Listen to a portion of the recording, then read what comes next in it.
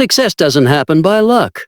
And if you've been told otherwise, if someone whispered in your ear that greatness is a matter of being at the right place at the right time, I urge you to wake up from that dangerous illusion. For success is not a matter of chance. It is a matter of choice, of purpose, and of deliberate thought backed by unwavering action. Look around you. Every towering skyscraper was once an invisible idea. Every fortune ever amassed began in the mind of someone who refused to accept mediocrity as their destiny. The man who waits for luck is like a sailor who waits for the wind while refusing to raise his sail. He waits and waits until the sea swallows him whole, and still he calls himself unfortunate. But the truth is this: success bows to no man who does not demand it. It serves only the bold, the ones who dare to believe that their thoughts can shape their world, that their minds are the birthplace of wealth, power, influence, and achievement. I have seen men who started with nothing but a burning desire. No inheritance, no formal education, no golden opportunity knocking at their door. But they possessed one thing no force could take from them: the ability to think with definiteness of purpose. They understood the power of an idea whose time has come, an idea animated by faith, carried by persistence, and made real through organized planning. You cannot drift to success. You cannot stumble into it. You must summon it.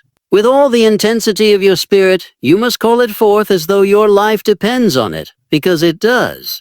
The world does not yield to the indifferent or the lazy. It yields to those who know what they want and refuse to retreat. The man who believes in luck is usually the man who has not yet learned to believe in himself. He watches others rise and says they were fortunate. But if he saw the sleepless nights, the defeats faced with courage, the relentless self-education, the risks taken in silence, he would no longer dare call it luck. No, success is a pattern, a law, not a lottery. And like all laws, it rewards those who understand and obey it. It requires effort governed by vision. It requires imagination linked with purpose. And most of all, it requires that you think, for thinking is the seed of all riches. There are no accidents in greatness. What the world calls miracles are often the result of preparation meeting opportunity, and preparation is always within your power. The question is, will you prepare? Will you believe that your mind is not a prisoner of your circumstances, but the architect of your destiny? Do not waste another minute hoping the stars will align in your favor. You are not a creature of fate, you are a creator of future. The fire that drives every successful soul is already inside you, but it will not burn until you strike the match. So I ask you, will you keep waiting for fortune's favor, or will you rise up and demand success from life, because you've earned it? Those who blame luck for their failures have already signed the contract of mediocrity. They walk through life with eyes half closed, unaware that every excuse they make is a nail in the coffin of their own potential. Luck is the lie the lazy tell themselves when effort seems too expensive, when discipline feels too demanding, and when self-responsibility weighs heavier than their willingness to carry. The man who folds his arms and waits for luck to lift him is no different from a farmer who refuses to plant seed and then curses the heavens when no harvest comes. He is ruled not by destiny but by denial. There is a certain comfort in blaming chance. It requires nothing of you, no early mornings, no sacrifice, no uncomfortable confrontation with your own habits or mindset. Luck, after all, is invisible. It cannot be proven, and so it cannot be disproven. That makes it a perfect scapegoat for failure. But the moment you lean on it, you remove yourself from the driver's seat of your own life. You become a passenger, not a creator. And in that moment, success slips away. Not because it was never yours, but because you refuse to rise up and claim it. Those who have achieved greatness, true greatness, not inherited wealth or fleeting fame, rarely attribute their victories to luck. Instead, they speak of discipline, vision, hunger, and persistence. They talk of nights spent working while others slept, of choices made against comfort and convenience, of years endured in the shadows before the world ever applauded their name. They did not stumble into success. They carved their way into it with blood, sweat, and belief. To call that luck is not only ignorant, it is an insult to the journey they walked. But the world is filled with spectators who watch from the sidelines, clapping for the winners while whispering to themselves that the game was fixed. They say he got lucky, she knew the right people, it just worked out for them. And yet they never ask the real questions. How many times did he fail before he got it right? How many nights did she cry, plan, pray, and push herself to keep going when it all seemed impossible? What did they sacrifice that others weren't willing to give? These questions reveal the truth that most refuse to face. Luck plays only a tiny role in success. And often it's the kind of luck you manufacture yourself through persistence, clarity, and preparation. The lazy mind loves the lottery mindset. It finds romance in the idea of sudden windfalls, overnight success, and instant breakthroughs. But what it fears is the long road, the grind, the process of becoming someone who can handle success, who can sustain it, and who can multiply it. The lazy mind wants the fruit without tending the tree. It wants the crown without enduring the battle. And when it doesn't get what it desires without effort, it blames luck or the lack of it. But consider this, if luck were truly the force behind success, then why do the same names rise to the top again and again in every field? Why do certain individuals, who started with nothing, go on to build empires while others with every advantage squander theirs? Luck doesn't explain that. Luck doesn't create patterns. What does is mindset, strategy, and the refusal to quit when the world says no. Success is predictable because it follows principles. And principles do not favor the lucky. They favor the committed. The great tragedy is that so many people are more afraid of effort than they are of failure. They are afraid of confronting the mirror and admitting that they've coasted through life waiting for a miracle rather than becoming the miracle. And so they build elaborate justifications.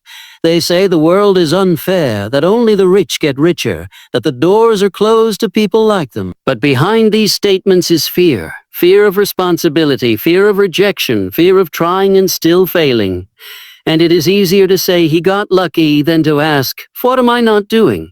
The truth is, most people aren't unlucky. They're unprepared. They haven't trained their minds. They haven't built the habits. They haven't cultivated the resilience that success demands. And so when the moment of opportunity arrives, as it does for everyone at least once, they aren't ready, they miss it, and rather than admit that, they blame fate. But fate is not the problem.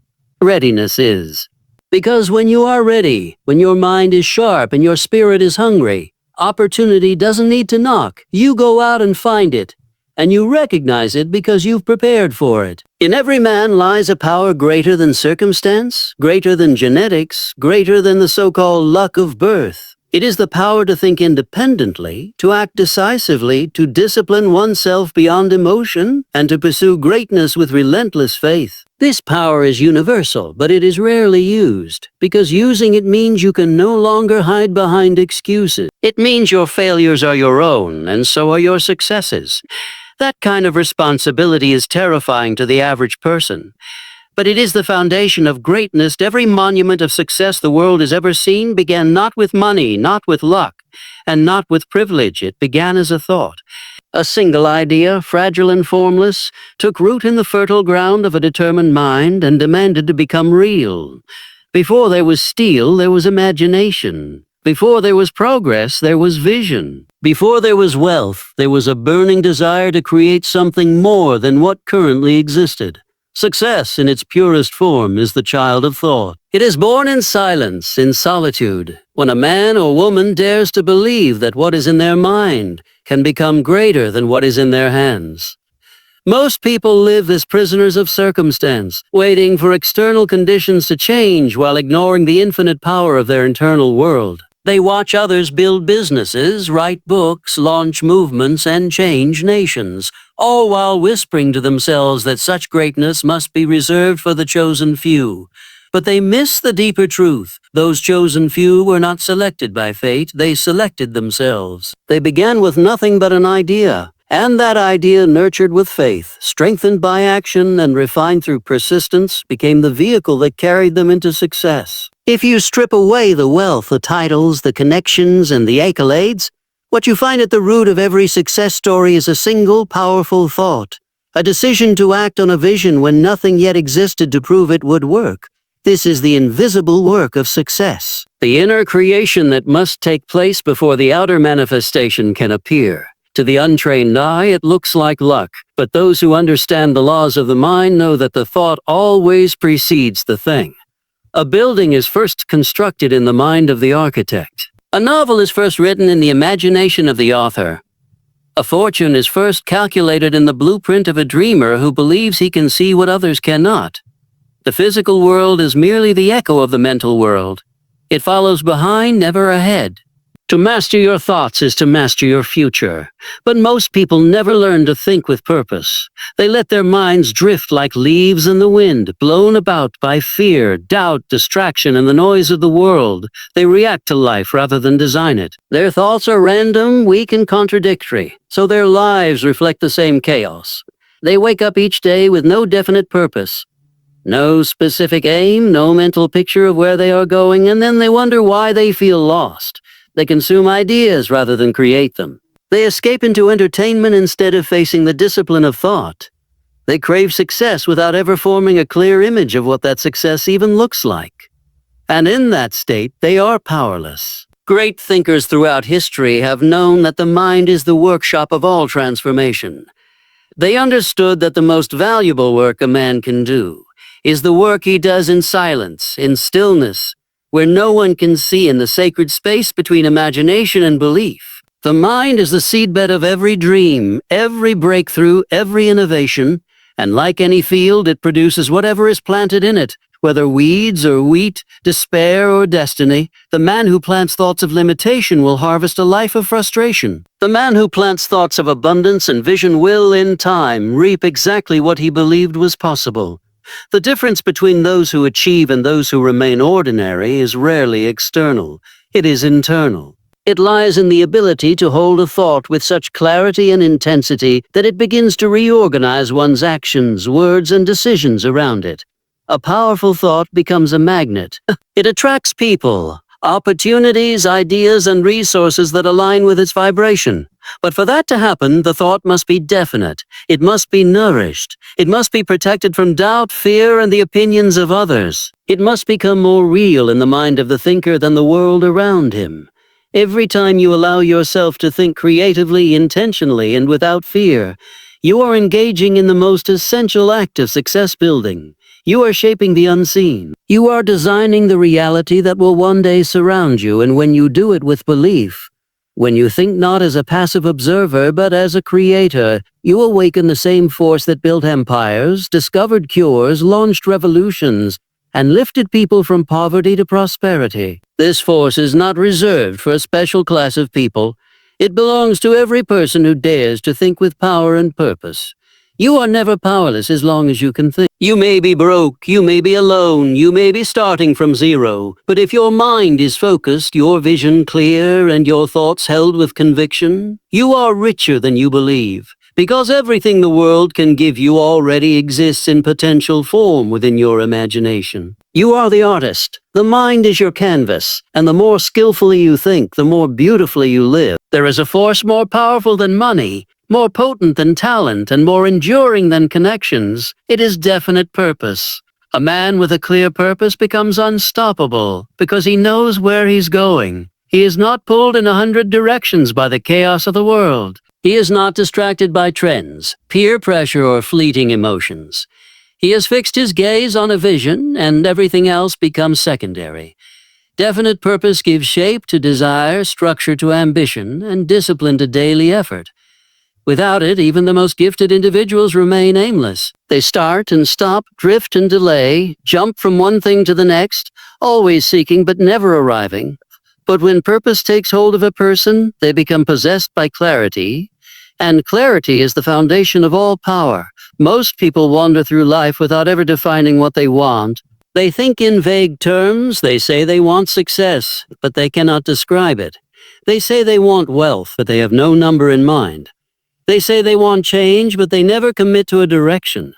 Vague goals produce vague results. Weak aims create weak efforts. The man without definite purpose is like a ship without a rudder, tossed by every wave, blown by every wind, lost in every storm. He goes wherever life pushes him. He becomes a creature of reaction rather than a creator of outcomes. His days are consumed by small tasks, trivial pursuits, and meaningless distractions, and when the years pass, he wonders where his time went. But the man with purpose knows exactly where it went. He directed it. He invested it. He aimed it like an arrow at the target he chose. Definite purpose is the great separator. Two people can have the same talent, the same education, the same background, but the one with purpose will rise while the other remains stuck.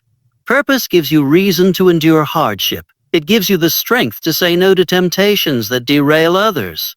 It gives you courage when doubt whispers in your ear and tells you to quit. It gives you fuel when the journey gets long and lonely. A clear purpose is a lighthouse. It cuts through the fog, it steadies your course, and it keeps you moving forward when everything else says turn back. Without it, life feels heavy and confusing. With it, life becomes focused and meaningful.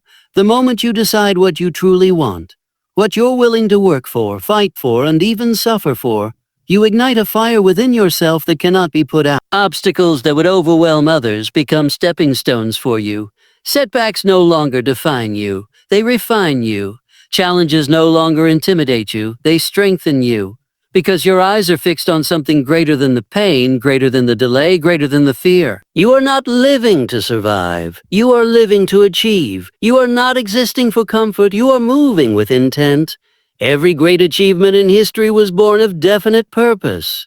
Men and women who left a mark on the world were not guessing. They were not dabbling. They were not half-hearted. They had a mission. They had a calling. They had a deep inner certainty that they were here to do something specific. And they pursued it with everything they had. They sacrificed popularity for principle. They traded ease for excellence. They rejected the average path because they were walking toward a mountain only they could see. And because they walked with purpose, the world moved around them. Doors opened, people gathered, resources arrived. Not because of chance, but because the universe responds to those who know what they want. Definiteness of purpose also attracts the right people. It acts like a magnet. When you are clear about your mission, others who share your values and vision are drawn to you. You begin to build a tribe. You stop chasing approval from people who don't understand you, and instead, you start aligning with people who can multiply your mission. Clarity breeds connection. The right people respect decisiveness. They want to join a cause, not a question mark. They follow leaders, not wanderers. When you walk with purpose, you walk in authority, and that authority commands attention. Purpose also creates momentum. When you wake up each day knowing why you're doing what you're doing, you don't need to be pushed. Motivation becomes internal, not external. You don't need a pep talk. You don't need perfect conditions. You don't need permission. You just go, because the fire is already burning. Each action feeds the flame. Each result fuels the hunger. Each step forward strengthens the resolve. And even when progress is slow, you are still moving, because purpose doesn't require applause. It only requires commitment. Most of the frustration people feel in life is not due to lack of ability. It's due to lack of direction. They are running fast but in circles. They are working hard but without alignment. They are exhausted but not fulfilled, busy but not effective. Purpose brings order to the chaos. It helps you say yes to the right things and no to the wrong ones. It creates boundaries. It eliminates noise. It sharpens your focus like a blade. And once you discover it, once you truly know what you are here to do, you become dangerous to the status quo. You no longer follow the herd. You lead yourself. You move differently. You think differently. You live differently. You live differently. Success does not respond to passivity. It responds to preparation. The world does not reward the dreamer who sits and waits. It rewards the one who prepares relentlessly, who sharpens his tools before the battle, who readies himself even when opportunity seems far off. Opportunity often comes disguised as difficulty, and it rarely announces its arrival in advance. But when it does arrive, only those who have done the quiet work in the shadows are able to seize it. The man who waits until the opportunity appears before he begins to prepare is already too late. Success is not kind to the unprepared, because life does not pause while you get ready. It moves forward, and it favors those who anticipated its movement. The greatest illusion that sabotages potential is the belief that one can rise without readiness. People fantasize about success, recognition, and wealth, yet they do little to equip themselves for the moment when doors open. They spend their days distracted, their minds scattered, their habits undisciplined.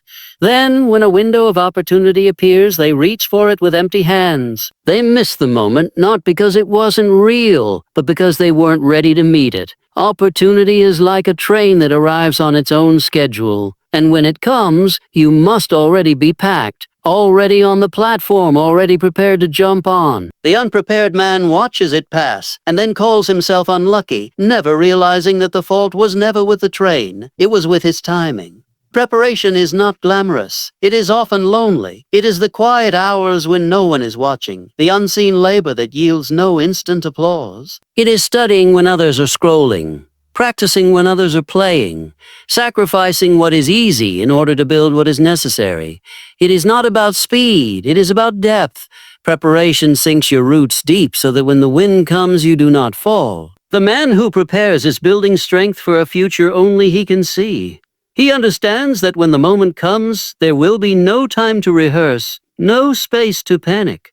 There will only be time to perform, and the quality of that performance will reflect the quality of his preparation.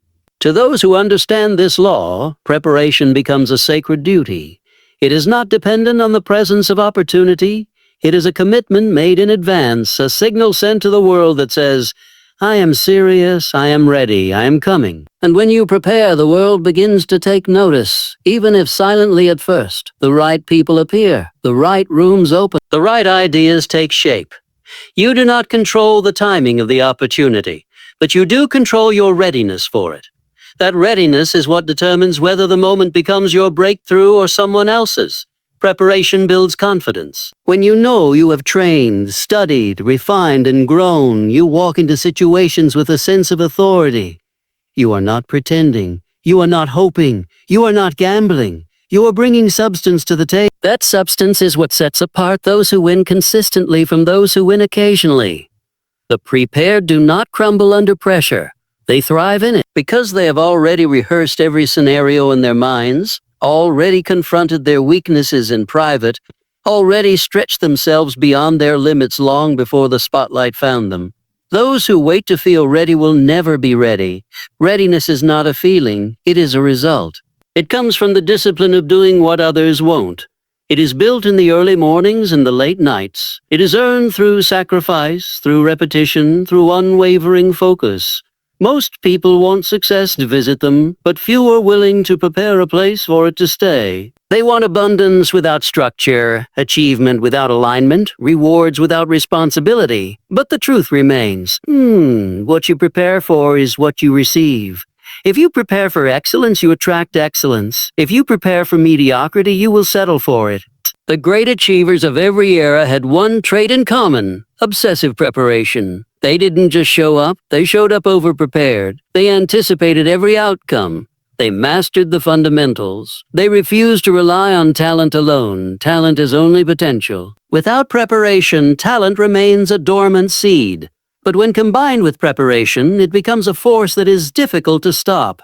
The unprepared may start strong, but they fade when the pressure builds. The prepared, however, grow stronger as the challenge increases because they have built their foundation stone by stone. Preparation is also the ultimate test of belief. If you truly believe in the future you desire, you will begin preparing for it today. If you do not prepare, you reveal that deep down you don't believe it will come. Your preparation is proof of your expectation. It is a form of faith in motion. You study because you expect to teach. You train because you expect to perform. You save because you expect to invest. Every act of preparation is a declaration. I am not here to merely exist. I am here to rise. I am not waiting for permission. I am preparing for arrival.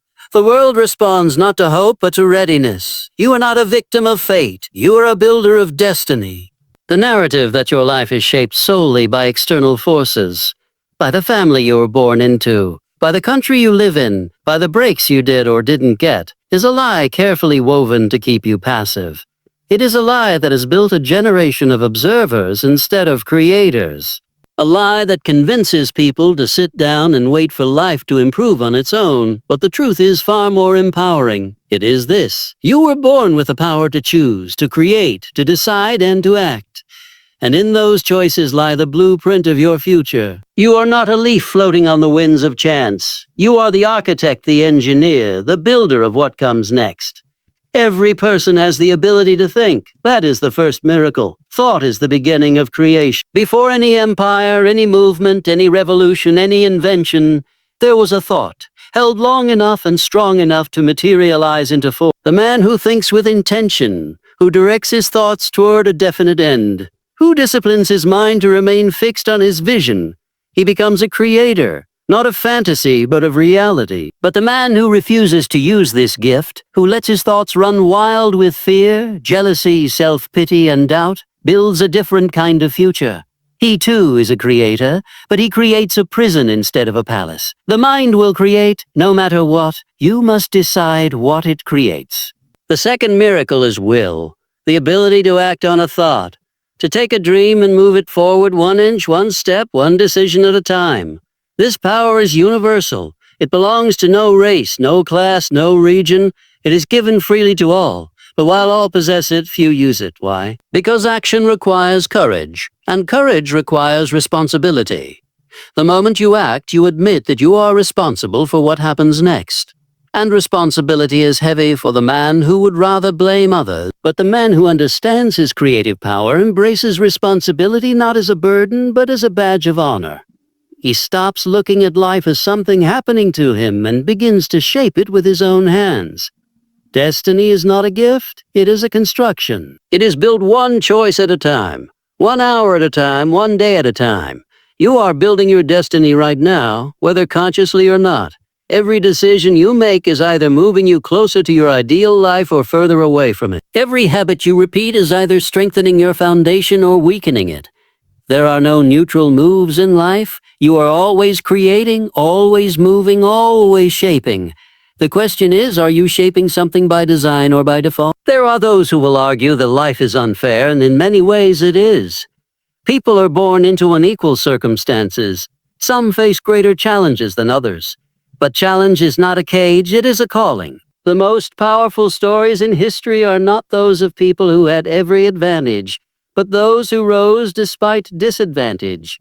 Difficulty sharpens the builder, it deepens his resolve. It forces him to dig deeper for resources he did not know he had. And through that process, he becomes more than just a builder. He becomes a master of his own mind. That mastery is what makes him unstoppable. The power to change your life is not in anyone else's hands. Not your boss, not your parents, not your government, not your environment. It is in you. It always has been. The question is, have you claimed it? Have you picked up the tools? Have you taken responsibility for what you are constructing day by day, thought by thought, decision by decision? If not, then now is the time. Because the truth is, no one is coming to save you. No one is coming to hand you your dream. No one will build your legacy for you. That is your work. That is your mission. That is your gift and your burden. There will be moments when the world tries to convince you that you are helpless, that you are too late, too inexperienced, too flawed, too unworthy. But in those moments, you must remember that every man or woman who has ever done something extraordinary was told the same lies. What made the difference is not what they were told, but what they believed, and what they chose to do despite what they felt. They acted, they created, they kept building, and because of that, their destiny was not inherited, it was authored. So the choice is yours. You can wait for fate to be kind, or you can rise and build. You can curse your conditions, or you can use them as raw materials for something greater. You can hand your life over to chance, or you can take it into your own hands. The tools are already inside you. The design is yours to decide. And the world is waiting not for the lucky, but for the prepared, the focused, and the relentless. You are not a victim of fate. You are a builder of destiny. Build well.